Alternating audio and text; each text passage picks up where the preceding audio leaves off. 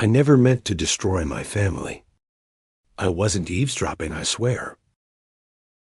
My dad is one of those old-school handymen who keeps everything broken drills, screws, and old cell phones from the early 2000s.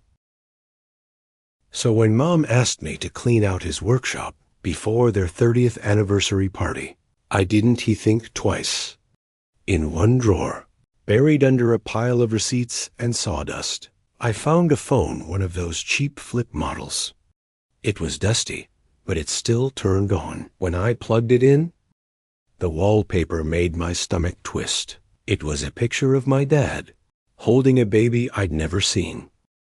At first I thought maybe it was one of my cousins. But when I opened the gallery, I froze. There were hundreds of photos. My dad, a woman I didn't recognize, and 2 kids growing up year by year. Birthday parties, beach trips, Christmas mornings. It looked like a parallel life.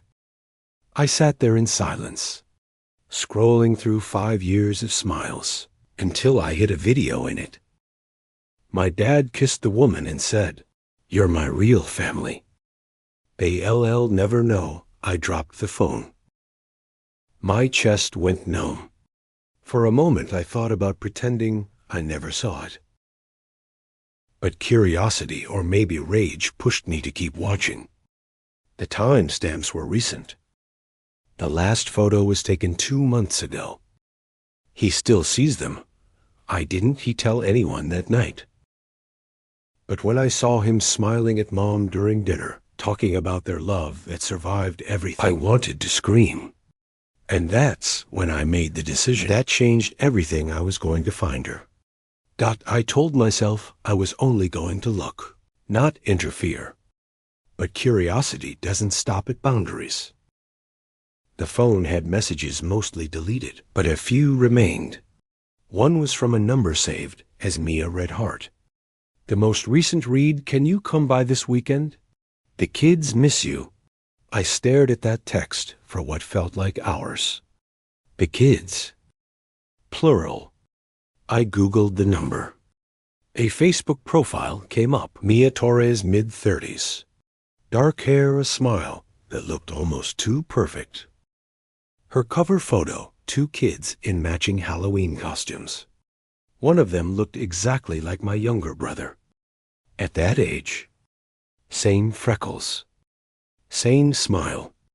That's when the world stopped feeling real. I knew I shouldn't reach out. But my hands were trembling and my chest hurt. And before I could stop myself, I sent her a message. "Hi. I think we need to talk about my dad." She didn't respond for 2 days. During that time I was dying inside. I kept imagining what I'd say, or what I'd do if it was all a misunderstanding. Then at 3 a.m. my phone buzzed. "You must be Emma. He told me about you. I didn't sleep that night." I asked if we could meet, and she agreed. We met at a coffee shop 2 towns over. She looked nervous but kind. She brought pictures, new ones. My dad was in every single one, holding hands with her, carrying their son on his shoulders, smiling like he used to before Mom got sick last year. I asked how long it had been going on. She hesitated and said softly, "Since 2008, 17 years." I felt the air leave my lungs. I told her my parents were still married, that my mom was planning their anniversary party. Her face went pale. She said she thought they'd divorced years ago. Then she said something I'll never forget. "He said you all knew that you didn't want him anymore." I left the coffee shop shaking. I sat in my car and cried until my throat hurt. That's when my mom called asking where I was. And without thinking I said, the one thing that started the war, Mom. We need to talk about Dad. My mom had been planning their 30th anniversary party for months. White tablecloths, a rented venue, a slideshow of their unbreakable love story. She even ordered a custom cake that said, "Forever Daniel and Grace." I didn't know how to tell her. Every time I opened my mouth, my throat locked up. But I couldn't keep it secret anymore. Not after what I'd seen. Not after Mia's words echoing in my head. "He said you all knew." So I told her everything. At first she laughed, like I'd made some terrible joke. Then she saw my face and her expression collapsed. She asked for proof. I showed her the photos and then the video. She didn't scream. She didn't cry. She just sat perfectly still, staring at my dad's face on the tiny phone screen, as if the world had gone silent. After a long time she said, "Don't say a word to anyone. Not your brothers. Not yet the next day." She still insisted the party go on. She smiled at everyone, hugged relatives. Even kissed my dad on the cheek as guests arrived. You'd never guess she found out her entire marriage was a lie. But then came the slideshow. The last slide was supposed to show a photo of them dancing at their wedding, young, radiant, happy. But when the projector started flickering, the image that appeared wasn't from their wedding. It was one of the photos from the secret phone. Dad and Mia at a beach holding hands. Their 2 kids in the frame. Someone gasped. Then another. Then silence. My mom just stood there. And I realized she'd done it on purpose. She walked up to the microphone. Voice calm, steady, deadly. 30 years ago, I married a man I thought I knew. Turns out he has been celebrating anniversaries.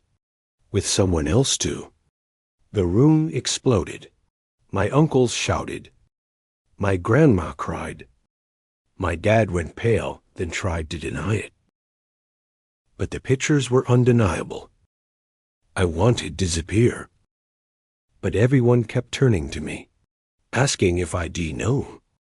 And my dad, instead of apologizing, looked straight at me and said, "You did this, everyone heard it." And that's when I realized in his eyes, I wasn't the daughter he loved. I was the enemy who ruined his cover. That the morning after the party, the house felt like a tomb. No laughter, no coffee brewing.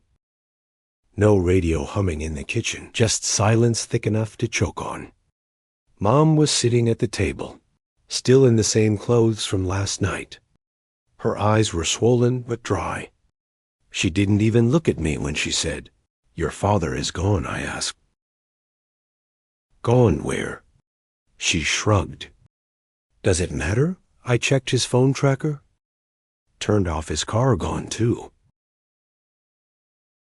He vanished before sunrise. The calls started pouring in, family, friends, neighbors. Some offering support, others demanding answers. But one question came from nearly everyone. Why would you do that to your father? That's when it hit me. He'd already spun the story somehow before disappearing. He'd told everyone I leaked the photos, that I'd hacked something, that I wanted to humiliate him. I had no proof of the opposite.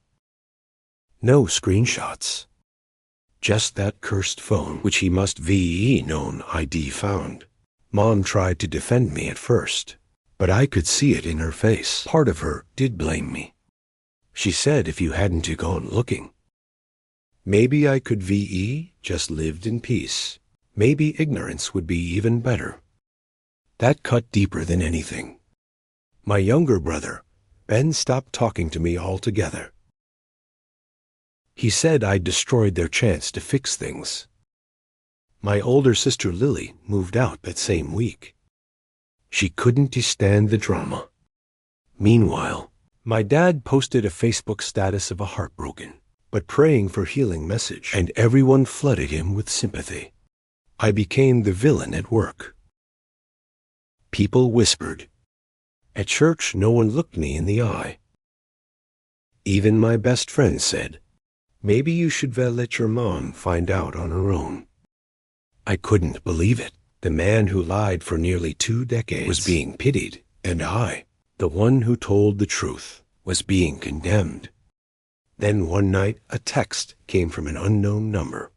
"You don't know what you've started." It was from Mia, and that's when I realized this wasn't just about betrayal anymore. It was about consequences. I didn't answer Mia's text at first. I just stared at it until the words blurred. "You don't know what you've started." What did that even mean? The next day, while driving to work, I saw her standing by the parking lot across the street, holding a stroller. My stomach dropped. She wasn't supposed to know where I worked. I parked 2 blocks away and tried to breathe, but she was faster. She crossed the street and stopped right in front of my car. She looked wrecked. Eyes, red hair pulled back messily. "Emma," she said, "we need to talk." I got out, heart hammering. "How did you find me? Your father called me." She said flatly, "He told me you ruined his life, that you told your mother lies about him. He says you're unstable." I laughed, the kind of laugh that comes out sharp and broken. "Unstable?" he asked. "The one living 2 lives." Her eyes filled with tears. "You think I didn't know that? He told me you all hated him, that your mom kicked him out years ago. He said I was saving him from you." She paused, voice trembling. "Now he has gone. He won't answer my calls. The kids keep asking where he is." Something in her tone made my skin crawl. "Gone. His bank accounts are empty. He took everything. My savings too." For a second, the world tilted. So it wasn't just betrayal. He'd been lying to both families and draining them both. I went home and tried to tell Mom. She didn't even look up from her tea. "You really think I want to hear more about him?" But 2 days later, the police came to our door. Not for him, for her. Mia had filed a report. Fraud, identity theft, financial manipulation. The list went on. They needed statements from all of us.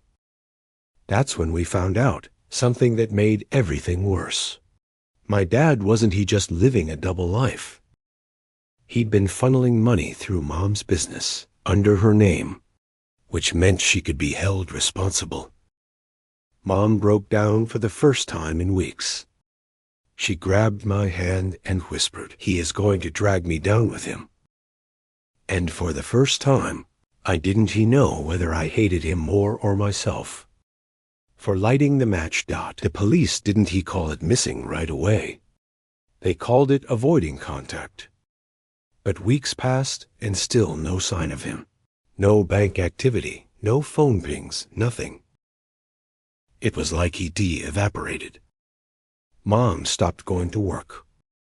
The business Ed once helped her run was frozen while investigators combed through the accounts. Every day she sat by the window, half expecting his car to pull into the driveway. It never did. The house started to rot around us. Dishes piled up, mail stacked on the counter. Tension thick enough to choke on. My siblings blamed me more openly now. Ben said if you'd kept your mouth shut, he wouldn't have run. I wanted to scream. He was already running. But what was the point? Then one afternoon, Mia showed up again, this time with a detective. I almost slammed the door in her face. But the detective, a tired man named Green, held up his badge. "We need to ask a few questions about your father's last movements." He showed us a photo, grainy, pulled from a highway camera. My dad's truck timestamp. 2 days after the anniversary party. He was driving west alone. Then Green flipped the page. This was taken 3 hours later. Same highway. Truck parked on the shoulder. Driver S side door open. No sign of him. Did you check hospitals? Mom asked. He nodded everywhere. Nothing. That night, I couldn't sleep. I went back to the garage, the place where all this started. I sat on his old workbench, staring at the dust and silence. Then I noticed something I'd missed before. A small wooden box tucked behind a toolbox. Inside were documents, fake IDs, credit cards and different names, and a passport with a photo of him, but under another identity. He deep planned this for years. And there was one more thing, a handwritten note addressed to me. Emma, if you're reading this, you've made things harder than they needed to be. But you're smart. Maybe you'll understand someday. I'm not the villain. I just wanted out of what our family is. Lies his whole life. I sat there for hours reading it again and again, and somewhere between the guilt and the grief, something inside me snapped. If he wanted out, fine. But wasn't he going to let him disappear on his terms? I used to think I wanted closure. Now I just wanted the truth, no matter how ugly it was. After finding the box, I couldn't stop digging. Every document told a story my father never wanted told. Fake IDs, burner cards, transactions across 3 states. He wasn't just cheating. He was building another identity. But for what, I started retracing the paper trail, using every resource I could find. I called banks, tracked shipping records, even reached out to an old coworker of his, a man named Carl, who'd even fired from my mom's company years ago. When I mentioned my dad's name, Carl went quiet. Then he said he was into something. I don't know what, but he was moving money. Not just his big clients. Real shady stuff. He paused before hanging up. If he is gone, don't go looking. Some people don't want him found. I should be. He listened. But I didn't see that weekend. I drove west, following the same route as his truck. The highway stretched for miles, gray and endless, until I reached the spot where he pulled over. There was still a faint oil stain on the asphalt. Like a ghost of him, I walked into the woods nearby, thinking maybe there'd be something. Instead, I found tire tracks deep, fresh and about 20 feet in. Half buried in dirt, a broken phone. It wasn't his old flip phone. It was newer. I turned it over and saw something scratched into the plastic. DT, his initials. When I powered it on, buzzed to life, locked but not wiped. One voicemail was still accessible.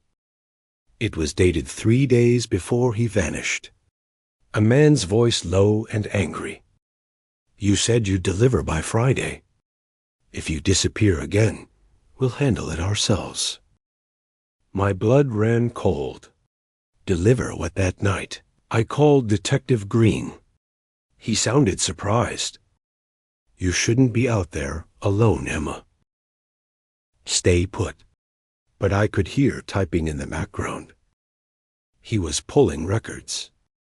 Then he muttered something under his breath, just loud enough for me to catch. Jesus, not this again.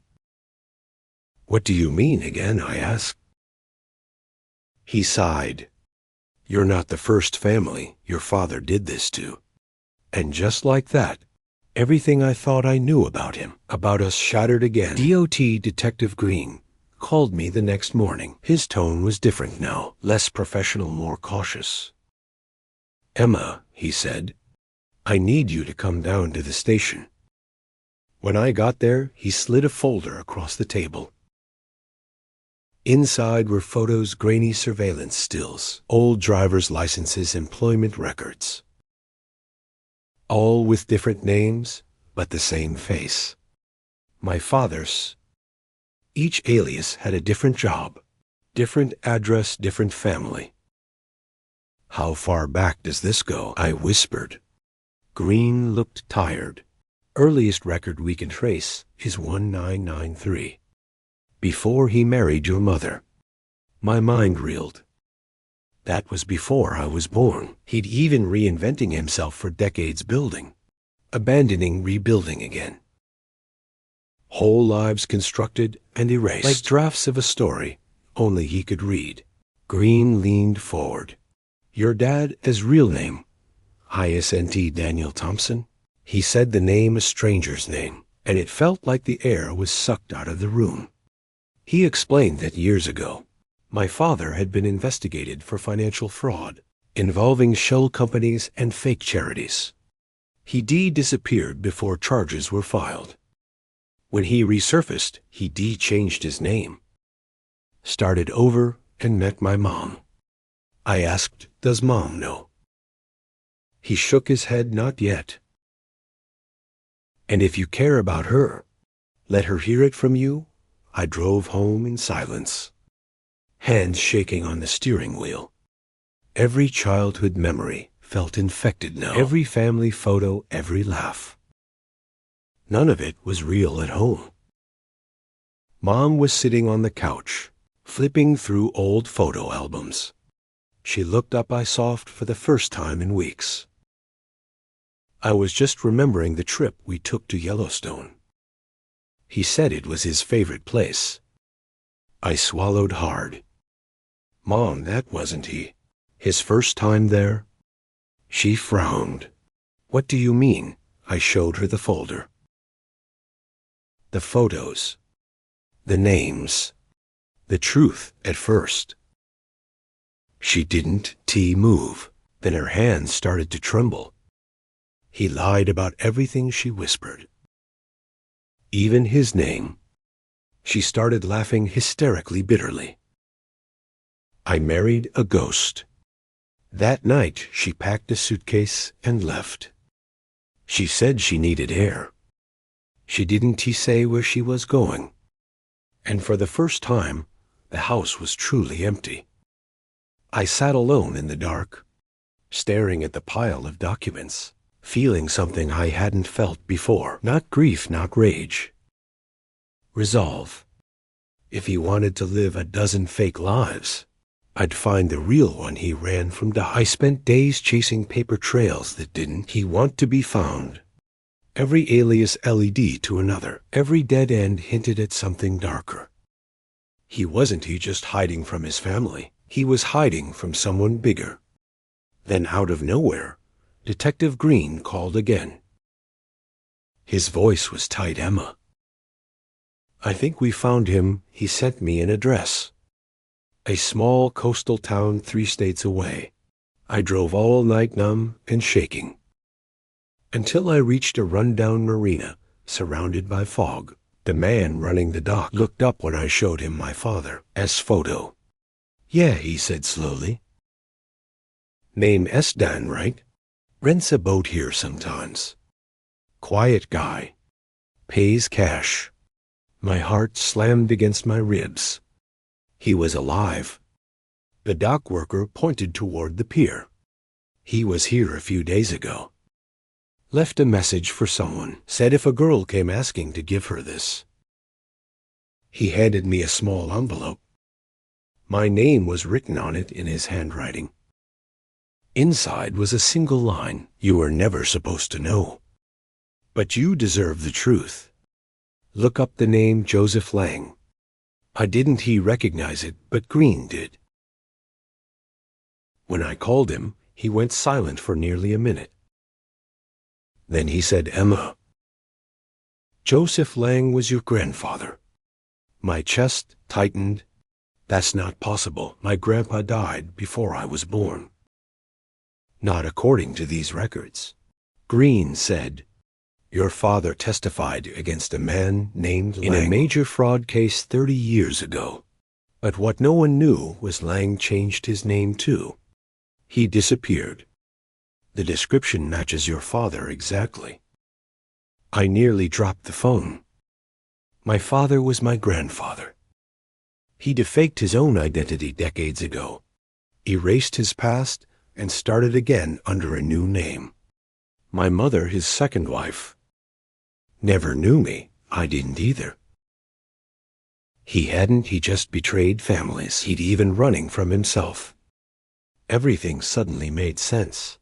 The paranoia, the hidden accounts, the fake IDs. He just escaping guilt. He was making sure the truth stayed buried. But now it was out. And when I checked the marina again the next morning, his boat was gone. The dock worker said he left at dawn alone. Green said they issue a warrant. But I knew it was too late. If he lived his life hiding, he wasn't going to be found unless he wanted to be. And yet, I couldn't stop searching. Because if I didn't find him, the ghosts he left behind would haunt me forever. I tracked him to a small cabin on the edge of a cliff overlooking the gray, restless ocean. It was quiet, too quiet, except for the faint hum of a generator. My hands shook as I knocked on the weathered door. He opened it slowly. My father, or the man I thought I knew, looked older than his age. Thin, weary, but unmistakably him, Emma. He said softly, "I knew you'd come. Why?" I demanded. "Why lie to everyone, to me, to Mom, to Mia?" He sighed and stepped aside, letting me in. Inside, the walls were lined with photos, hundreds of them, his life in fragments. Faces, names, smiles, birthdays. Every life he'd built and abandoned. Didn't he want to hurt anyone? He said, I just couldn't live the life I was born into. I thought I could start over. But starting over doesn't erase you. It just creates more pain. Tears filled my eyes. Do you realize what you've done? Mom left. My siblings hate me. Mia's life is a mess. You destroyed everything. He nodded. I know. And I don't expect forgiveness. I don't even know if I deserve it. We sat in silence for hours, the wind crashing against the cliffs below.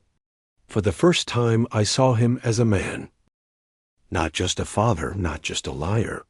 A man trapped by the choices he made decades ago. And then I realized something. I had a choice too. I could scream rage and make him suffer. Like he made all of us suffer. Or I could accept the truth. Own it and rebuild what was left of my life without him controlling it. Didn't forgive him, not yet. But I left the cabin knowing I wasn't the villain. The world might see me as the girl who exposed the lies, but I knew the truth. The damage wasn't mine to carry. Alone, I returned home. Mom was back cautiously. She didn't hug me at first, but she didn't push me away either. My siblings were distant, but that distance was quieter now. Less accusing. Mia called later, calm for the first time in weeks. We can rebuild, she said softly. Not together. Not now, but eventually. I kept the envelope he left me. Sometimes I look at it, sometimes I don't. It reminds me that truth is messy, ugly, and sometimes devastating, but also liberating. And in the end, the lesson I learned is simple. You can't control the choices of others. You can only control how you respond to them. I'm not the villain. I'm just the one who decided to see the truth, no matter how painful it was.